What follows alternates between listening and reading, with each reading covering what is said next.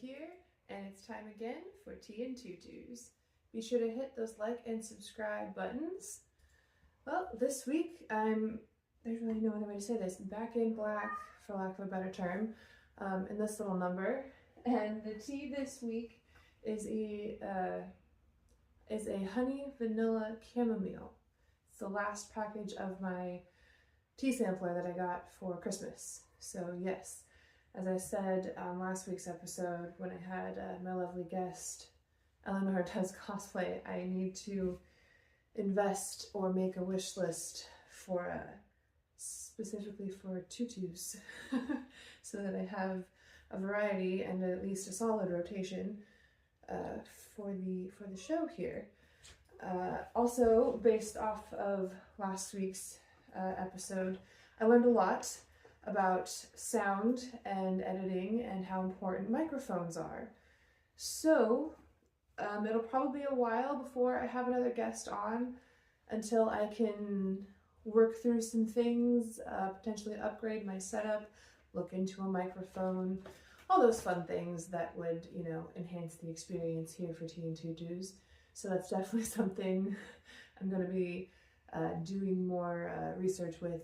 I want to thank my lovely guest, though, especially for fixing the sound, because after everything was recorded and whatnot, I sounded very far away and very quiet, and of course, because she had her microphone, she was very close up and a lot louder. And Luffy, I swear to God, get out of the McDonald's bag. This cat. Luffy, it is trash. Luffy, come here. Or not, whatever. Thankfully she had some editing software on her computer and was able to tweak the sound and make it sound, she was able to tweak it and make it sound better than the original recording. So I'm going to, work on that whole fun stuff.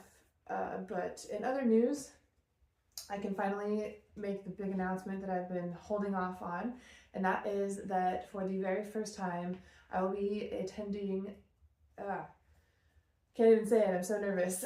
Not nervous, excited. I will be attending a convention for the first time as a cosplay guest. This is such a huge opportunity for me and I'm so excited. This is the very first time, ever, and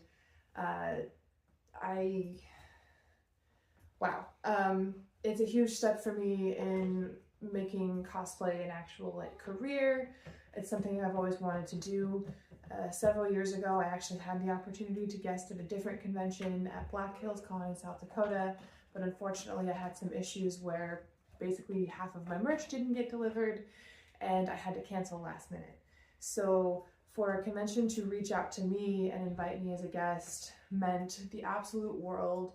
The night that I got the news, I was crying, uncontrollably, just sobbing, the happiest of happy tears, because I had been wanting something like this to kind of start those, get those steps going for bigger cons eventually. That's the goal, is to be guesting at some of the bigger events that I usually frequent and go to throughout the year. So fingers crossed for that, but everyone has to start somewhere, and the convention that I need to actually name that invited me is called KomoriCon, and it's a small anime convention in Austin, Texas.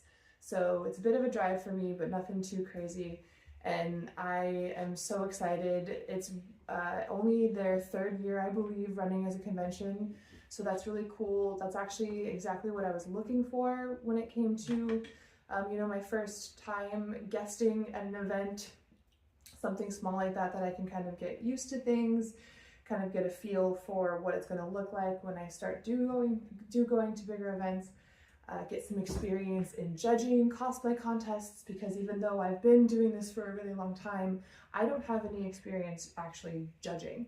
So for me to do that coming up next month is really exciting. I'm a little nervous just because I've never done it before, but it should go okay. I'm judging the showmanship version, or part of the cosplay contest, instead of the craftsmanship, because I don't feel I have enough experience quite yet to start judging like that, but hopefully I can get some pointers and some advice from the other guests who have been doing this for a long time and have more experience with craftsmanship judging. Excuse me. Still so excited to talk about it. It's such a surreal thing to keep seeing things happening and goals being met and passed even, and dreams becoming reality. I have been on this journey for 13 years when I started cosplaying originally, and I never could have thought or even imagined that I would be where I'm at now. You know, over 1,000 followers on Instagram and still going up, and then now guesting at a convention. The opportunities just keep presenting themselves, and it's really cool to see. And of course, thank you everybody who has helped me get here and who has supported me throughout this whole crazy journey. I know I've kind of been all over the place with a lot of it, but I've learned so much and I've had my ups and downs, but now I'm just trying to be the best that I can and try to make the community, the anime community and the cosplay community, as close to what it used to be before, and that is a true community, a family, a place where people want to be part of again, instead of this, oh dear, let's not mess with the, knock over the tea, good thing there's towels right here. Not what it has become, this big old mess of a thing where there's elitists and gatekeeping online and bullying and all this other terrible stuff. So I'm just here to have fun and cosplay and try to make a good impression on everything. I haven't even touched this yet. I really need to get better at actually drinking the tea during tea and tutus. It's good tea. There's nothing wrong with it. I just start yammering and then here we are. So that's the big news.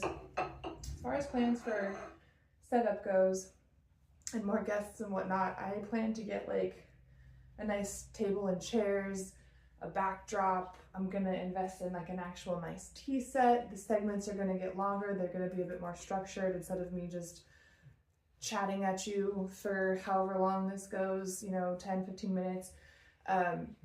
Once I get more subscribers up, I'll be able to go live as well, which will be a lot more helpful and will hopefully encourage more interaction during the episodes.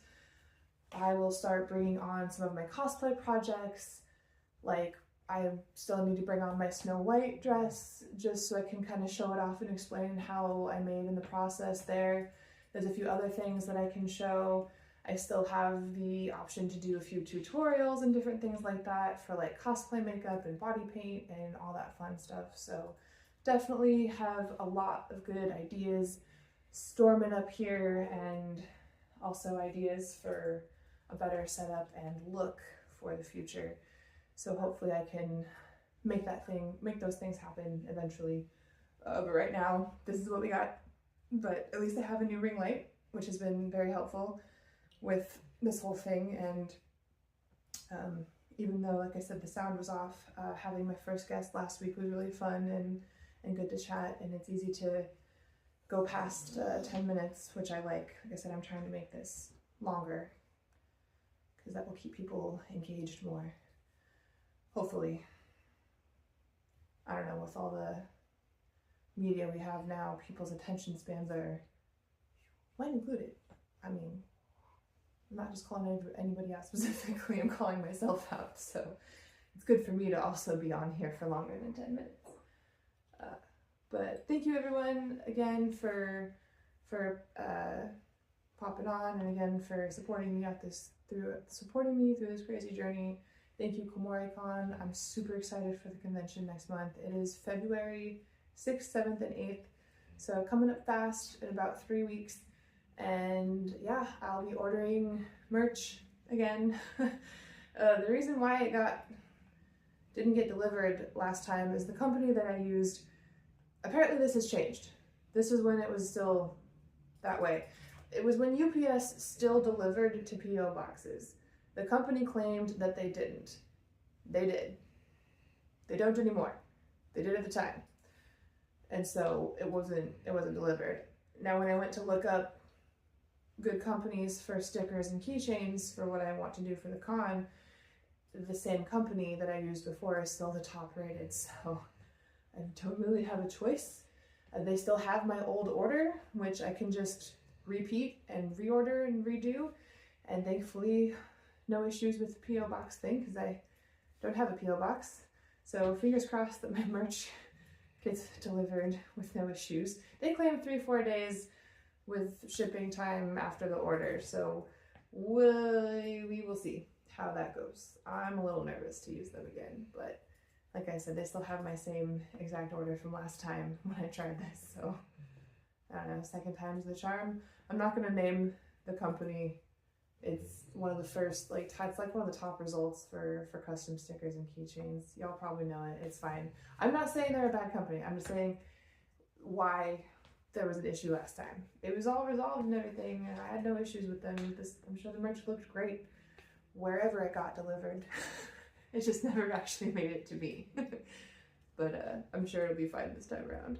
Super excited to share how that goes and the process leading up to that. And next week I'll probably talk about who knows what. I'll try to structure it better for next week. But thanks for tuning in. This has been your weekly tea and tutus, and I will see you all next time.